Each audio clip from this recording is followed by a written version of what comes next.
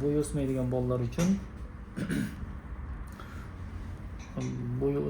bolalar uchun somatropin beriladi. Bizda somatropinning analogi bor. Bu somatropin bor.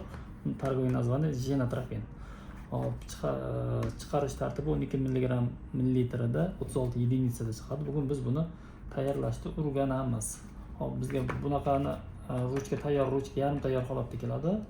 Muzda saqlanishi shart. Bitta qotiriladigan uchiga 3lik igolka bo'ladi. O'sha bilan tayyorlanadi. Mana ochamiz. Ochganimizda yarim tayyor holatdagi ruchka instruksiyasi bor. Erinmasalaringiz o'qib chiqingizlar, marhamat. Va ruchka mana bu holatda ruchkani ochamiz. Ruchka ochilgandan keyin yarim tayyor holatdagi mana bunaqa suyuqligi va kukuni bor. Somatropin gormonni Pfizer kompaniyasi ishlab chiqaradi. Bu genotropin nomi bilan. Bu 12 mg-ligi. Somatropin 12 mg. Genotropin targoviy название. Buni ustini ochsak bunaqa boshchasi bor va igolkani olib ochamiz. Qo'yib buraymiz. Как обычно. Buraganimizda oxiriga kelib to'xtaydi va olamiz qopqog'ini. Endi e'tibor qiladigan joyimiz shundan iboratki, A turibdi, mana kemtikcha bor, kemtikchada A turibdi va buni soat aylanasiga buraymiz. Buraganimizda buralib ketaveradi va mana kirsillash ovozlari eshitiladi.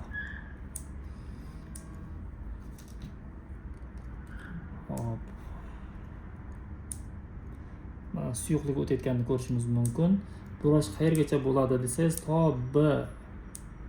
B mana bu kemtikka kelish kerak. Mana ovoz chiqadi mana shunaqa. Buni bunaqa chayqash mumkin emas. Sekin, yengil harakat bilan chayqaladi.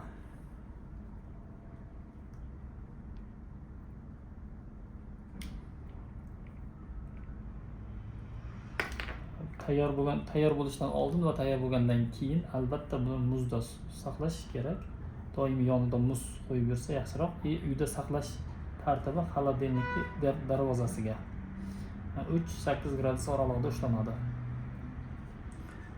Mana shu tartibda ushlanganimizda mana tiniq holatiga keldi. Endi igolkasini olamiz. Mana kichkina igolka. Odatda bu yerda 0.4lik 4 mmlik igolka. Bunda ko'rishimiz mumkin. 32G 4 mm. 0.23 mm dan diametri, 4 mm uzunligi. Buning 0.6 yoki 0.8 olganimiz ma'qulroq. Va bizni eritib bo'lganimizdan keyin B dagini yana soat aylanasiga burab S gacha mana S ga keldi. Endi S ga kelganda bu tayyor holatga kelgan bo'ladi. Endi instruksiyasini o'qisangiz o'zingiz bilasiz, o'qimasangiz ham shu. Bu yerdagi S ga kelgandan keyin demak biz tayyor holatga olib keldik.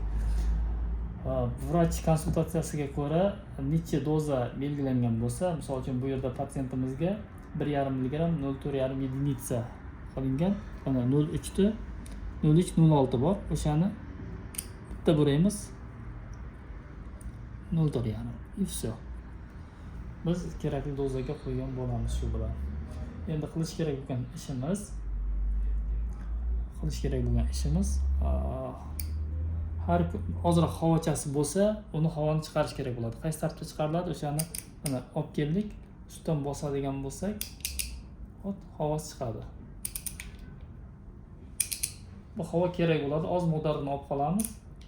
Qolganini chiqarib yuboriladi. Endi tayyor mana 0.4 единицада kerakli dozaga kelgandan keyin vrach konsultatsiyasi bo'yicha mana shu dozaga keltirish kerak.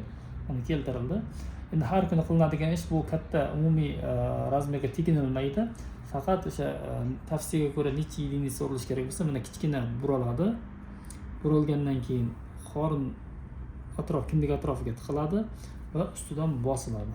Bosgan paytda o'sha doza yuboriladi. Sut ichishni har kuni bir mahal yotishdan oldin uriladi. Pokazaniyasi asosan hozirgi kunda sportivniy meditsinada bodybuilderlar tomonidan foydalaniladi yoki zona rastasi yopilmagan yoshlarda o'g'il qizlarga по показания kilogrammiga har kilogrammiga единицада o'lchanadi va o'sha sutishni doza urib boriladi.